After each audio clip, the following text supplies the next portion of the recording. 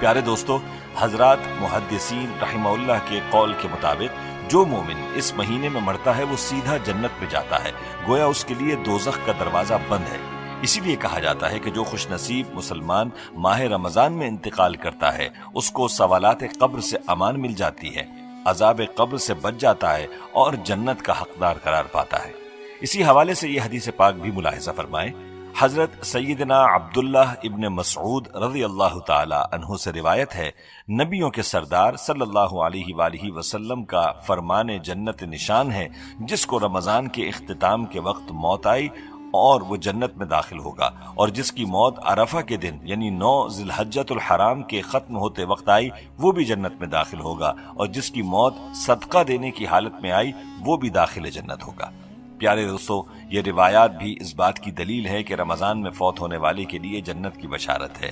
اور صرف جنت کی بشارت ہی نہیں بلکہ احادیث نبویہ میں یہ بھی آتا ہے کہ ایسے شخص کو قیامت تک کے روزوں کا ثواب ملتا ہے، جیسا کہ ام المؤمنین سیدنا عائشہ صدیقہ رضی اللہ تعالی عنہا سے روایت ہے، میرے سرتاج صاحب معراج صلی اللہ علیہ وآلہ وسلم کا ارشاد ہے، جس کا روزے کی حالت میں انتقال ہوا اللہ عز و جل اس کو قیامت تک کے روزوں کا ثواب عطا فرماتا ہے۔ سبحان اللہ، روزے دار کس قدر نصیب والا ہے کہ اگر روزے کی حالت میں موت سے ہمکنار ہوا تو قیامت تک کے روزوں کے ثواب کا حقدار قرار پائے گا۔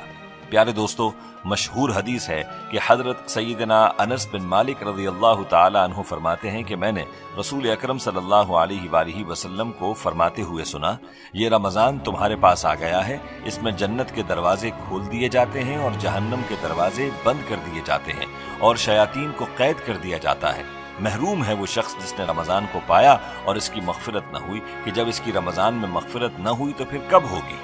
دوستو، معلوم ہوا کہ مسلمان کے لیے اس مبارک مہینے میں جہنم کے دروازے بند ہو جاتے ہیں، لہٰذا اس کی موت کی صورت میں وہ جہنم میں نہیں ڈالا جاتا بلکہ جنت میں داخل کیا جاتا ہے۔ یہاں ایک اور سوال بھی کیا جاتا ہے کہ جو کافر رمضان میں فوت ہوتے ہیں ان کے ساتھ کیا معاملہ ہوتا ہے، تو اس بارے میں بھی آپ کو بتاتے ہیں، لیکن اس سے رمضان میں مرنے والے کے حق میں اہل علم کی آراء سے آپ کو آگاہ کرتے ہیں۔ اہل علم فرماتے ہیں کہ رمضان المبارک اور جمعے کے دن انتقال کرنے والوں کے بارے میں روایات میں آتا ہے کہ ان سے قبر کا عذاب ہٹا دیا جاتا ہے۔ اب یہ عذاب صرف رمضان المبارک اور جمعے کے دن ہٹایا جاتا ہے یا تا قیامت؟ تو اس کے بارے میں بعض علماء فرماتے ہیں کہ صرف ماہ رمضان المبارک اور جمعے کے دن یہ عذاب اٹھا دیا جاتا ہے، اور بعض فرماتے ہیں تا قیامت ان سے قبر کا عذاب ہٹا دیا جاتا ہے اور یہ قبر میں راحت و آرام کے ساتھ رہتے ہیں۔ پیارے دوستو، زیادہ راجح یہی معلوم ہوتا ہے کہ مسلمانوں کے حق میں یہ حکم عمومی ہے کہ اگر کسی مسلمان کا انتقال رمضان المبارک یا جمعے کے دن ہو جائے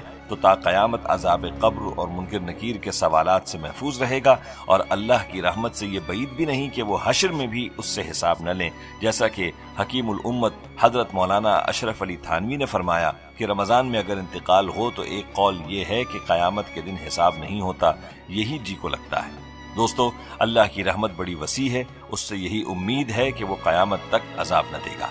چلیے اب آپ کو کفار کے بارے میں بتاتے ہیں۔ فرماتے ہیں کہ اگر کوئی غیر مسلم رمضان المبارک میں مر جائے تو صرف ماہ مبارک کے احترام میں رمضان المبارک تک عذاب قبر سے محفوظ رہے گا، اور رمضان کے بعد پھر اسے عذاب ہوگا۔ پیارے دوستو، آپ نے ملاحظہ فرمایا کہ رمضان میں مرنے والے انسان کے ساتھ کیا معاملہ ہوتا ہے۔ ہمیں چاہیے کہ اس مہینے میں اپنی مغفرت کروا لیں۔ یہاں آپ کو ان 4 گناہوں کے بارے میں بتاتے ہیں جن کے بارے میں حدیث شریف میں آیا ہے کہ ان کے مرتکب حضرات کی بخشش رمضان میں بھی ممکن نہیں۔ ان گناہوں کے بارے میں جاننا انتہائی ضروری ہے تاکہ ہم ان گناہوں سے دور رہیں، ان سے توبہ کر لیں اور ہم بھی اللہ کی بخشش اور مغفرت کے مستحق بن سکیں۔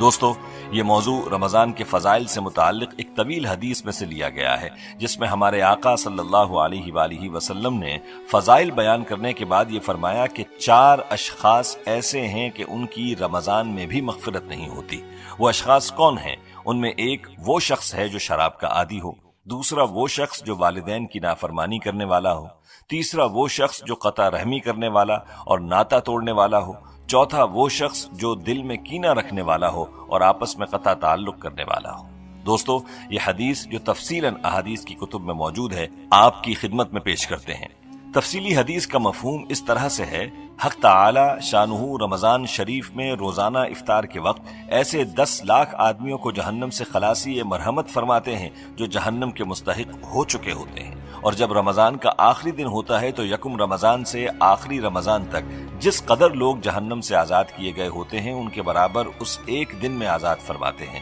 اور جس رات شب قدر ہوتی ہے تو اس رات حق تعالی حضرت جبرائیل علیہ السلام کو زمین پر اترنے کا حکم فرماتے ہیں۔ وہ فرشتوں کے ایک بڑے لشکر کے ساتھ زمین پر اترتے ہیں، ان کے ساتھ ایک سبز جھنڈا ہوتا ہے جس کو کعبے کے اوپر کھڑا کرتے ہیں۔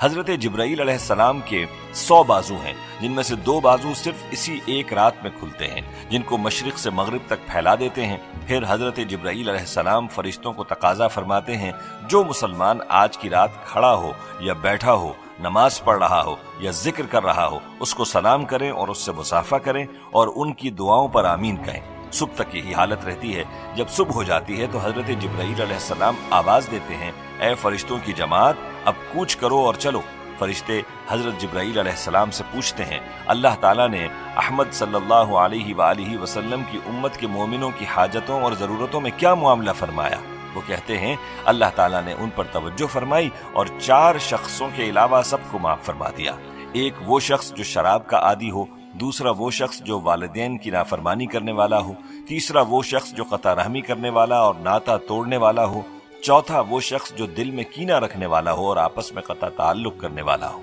اللہ سے دعا ہے کہ اللہ پاک رمضان کی برکت سے ہماری کامل مغفرت فرمائے، آمین۔